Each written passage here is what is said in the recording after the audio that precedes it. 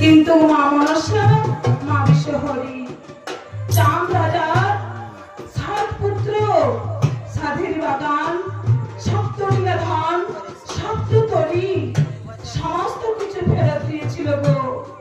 তাই 18টা পুরানো থেকে পুরাণ হচ্ছে পদ্মা পুরাণ। নমস্কার ভক্ত মন্ডলী, কালী যুগে যদি চাঁদ রাজার নাম ছিল তো মা বিশ্বহরিরও তো নাম ছিল গো। তো মা বিশ্বহরির নাম কি কি ছিল?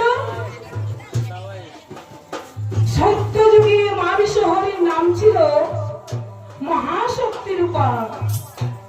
ত্রেতা যুগে নাম ছিল দেবিকা।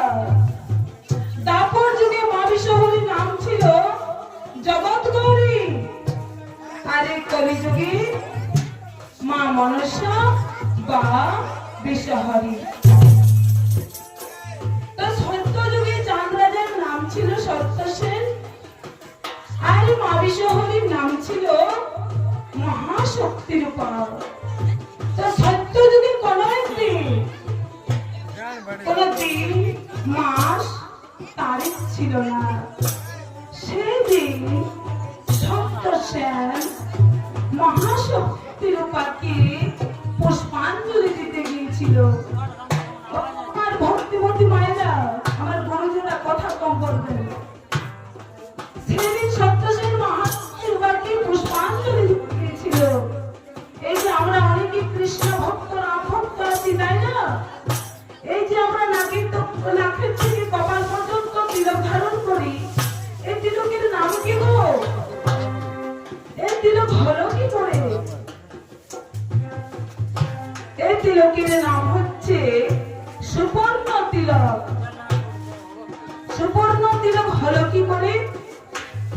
গরুরের পালক থেকে, গরুরের পালক এলো থেকে দেবরাজ ইন্দ্র আর গরুরের সঙ্গে যুদ্ধ হয়েছিল। কখন হয়েছিল? গরুর যখন অমৃত ভান্ডার নিয়ে যাচ্ছিল, তখন দেবরাজ ইন্দ্র সেই অমৃত ভান্ডারকে নিয়ে আসছে চেষ্টা করছিল। তো গরুর হচ্ছে বিষ্ণু খান, অত সোজা নয়। বারবার দেবরাজ ইন্দ্রজিৎ গরুরকে আঘাত করছে, কিন্তু কিছুতেই পারছে না। বারবার দেবরাজ ইন্দ্র হেরে যাচ্ছে। বারবার দেবতার রাজা দেবরাজ যখন হেরে যাচ্ছে, তখন গরুর কি করলো? নিজের পালক একটা ছুঁড়ে ফেলে দিল। সেই পালক সপ্তসেনের সিংহাসনে গিয়ে পড়লো। সপ্তসেন যোগী করে যেটা আমরা পানে বা ছাই বলি, সেটা হচ্ছে তিলক। তার নাম হচ্ছে সুবর্ণ তিলক। তো একদিন সত্যসেন যেই না মহাশক্তি রূপাকে পুষ্পাঞ্জলি দিতে গেছে, সেদিন মায়ের রঙিন নানা অলঙ্কারে সজ্জিত হয়ে আছে। নাগেরই অলঙ্কার, নাগের চুড়ি, নাগের মালা, নাগের গয়না, সমস্ত কিছু নাগের অলঙ্কারে সজ্জিত হয়ে আছে। যেই না সত্যসেন মহাশক্তি রূপাকে পুষ্পাঞ্জলি দিতে গেছে, মায়ের অঙ্গে যে নাগেরা ছিল, এই সুবর্ণ তিলকে কেউ টিকতে পারলো না। সে তারা একে একে সরে যাচ্ছে। এখন তো মা বিবস্ত্র হয়ে গেছে।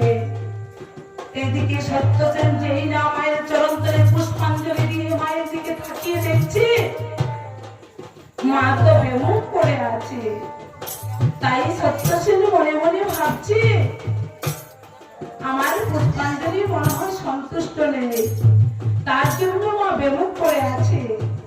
তাই সত্যসেন রেখে গিয়ে বলে, মা গো, এত কষ্ট করে, এত ভক্তি করে আমি তোমায় পুজো করলাম মা, আর আমার পুষ্পাঞ্জলি তুমি সন্তুষ্ট নেই, তাহলে আমি তোমার কাছ থেকে বলে রাখছি মা, তোমাকে আমি না পুজো দিলে চলতে বলে জানবে না, আজকে